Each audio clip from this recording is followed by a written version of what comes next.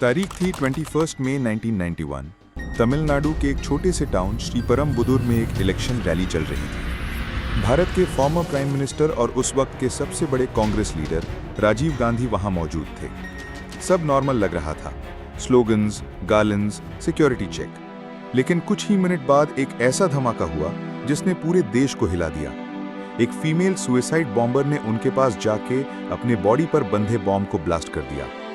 एक ही पल में राजीव गांधी, 14 और लोग और डजन्स इंजर्ड। इंडिया ने अपना एक और प्राइम मिनिस्टर खो दिया, इंदिरा गांधी के सिर्फ 7 साल बाद। लेकिन दोस्तों, सवाल ये है, ये अटैक सिर्फ एक बदला था या एक बड़ी पॉलिटिकल कॉन्स्पिरेसी? राजीव गांधी को क्यों टारगेट बनाया गया और उनकी मौत के बाद भारत किस नए रास्ते पर चल पड़ा?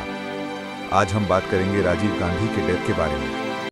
राजीव गांधी का जन्म 1944 में हुआ था, जवाहरलाल नेहरू के नाती और इंदिरा गांधी के बेटे। पॉलिटिक्स में पहले कभी इंटरेस्ट नहीं था। उन्होंने पायलट बनने का करियर चूज किया। लेकिन 1980 में जब उनके भाई संजय गांधी प्लेन क्रैश में मर गए, तब फैमिली ने उन्हें पॉलिटिक्स में धकेल दिया। राजीव गांधी इंडिया के सबसे यंग प्राइम मिनिस्टर थे जब उन्होंने 1984 में सिर्फ 40 साल की उम्र में देश की लीडरशिप संभाली। उनकी मदर इंदिरा गांधी की असैसिनेशन के बाद कांग्रेस पार्टी ने उन्हें पीएम बनाया। राजीव एक मॉडर्न सोच वाले लीडर थे।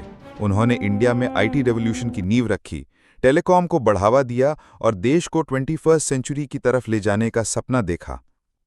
लेकिन उनका एक डिसीजन, जो शायद उनकी मौत का कारण बना, वो था श्रीलंका के साथ इंडिया का इन्वॉल्वमेंट। राजीव गांधी को बोला गया मिस्टर क्लीन, एक मॉडर्न टेक फ्रेंडली लीडर जो इंडिया को कंप्यूटर्स, टेलीकॉम और ग्लोबलाइजेशन की तरफ ले जा रहे थे। लेकिन पॉलिटिक्स सिंपल नहीं होती।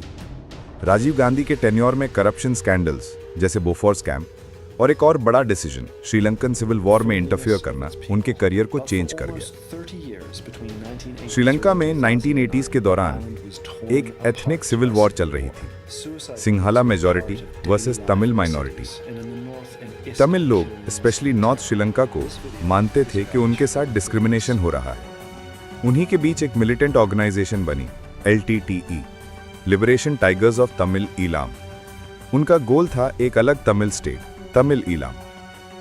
1987 में राजीव गांधी ने इंडो श्रीलंका अकॉर्ड साइन किया, जिसमें इंडिया ने प्रॉमिस किया कि वो पीस एस्टैब्लिश करने में हेल्प करेगा।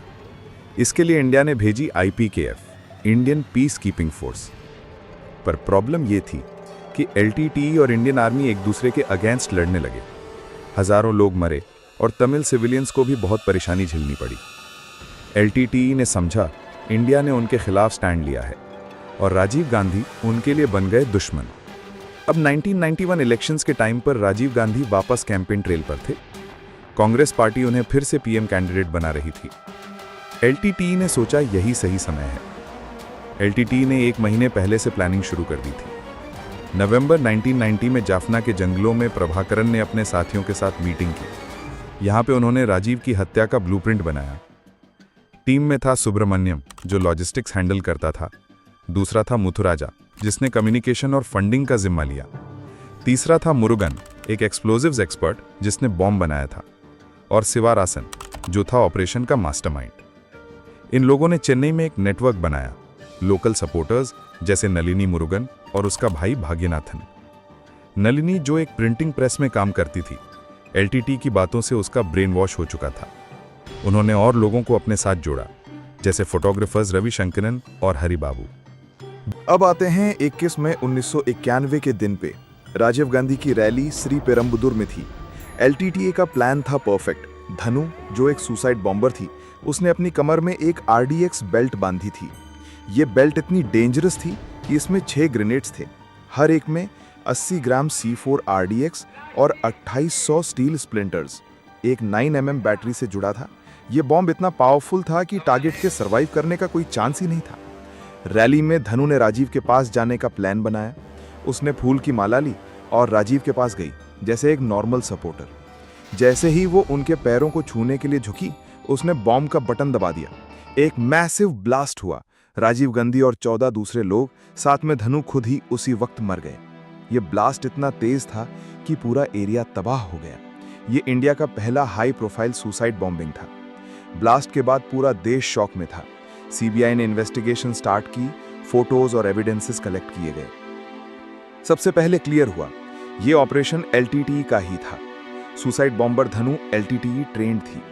1998 में एक ट्रायल कोर्ट ने 26 लोगों को फांसी की सजा सुनाई, लेकिन बाद में सुप्रीम कोर्ट ने उनमें से ज्यादा को छोड़ दिया और कुछ लोगों को उम्र कैद की सजा दी। 2014 के बाद पॉलिटिकल प्रेशर के वजह से तमिलनाडु गवर्नमेंट ने डिमांड किया कि उन्हें रिलीज कर दिया जाए।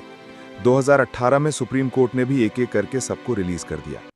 ऑफिशियली तो एलटीटीई रिस्पॉन्सिबल था, लेकिन साथ में बहुत लोग जुड़े हुए थे। क्या किसी इंडियन ने इनडायरेक्टली एलटीटीई की मदद की क्योंकि राजीव गांधी के जीतने के चांस बहुत थे, या किसी फॉरेन इंटेलिजेंस एजेंसी जैसे CIA, ISI या कोई और एजेंसी इन्वॉल्व थी क्योंकि राजीव गांधी एक ग्लोबल प्लेयर बन रहे थे। हालांकि बाद में सोनिया गांधी ने कातिलों को माफ कर दिया, जो इस कहानी को और कॉम्प्लेक्स बना देता है। सच क्या है, इसका पूरा जवाब शायद कभी ना मिले, लेकिन ये असैसिनेशन इंडियन पॉलिटिक्स का सबसे बड़ा टर्निंग पॉइंट बन गया।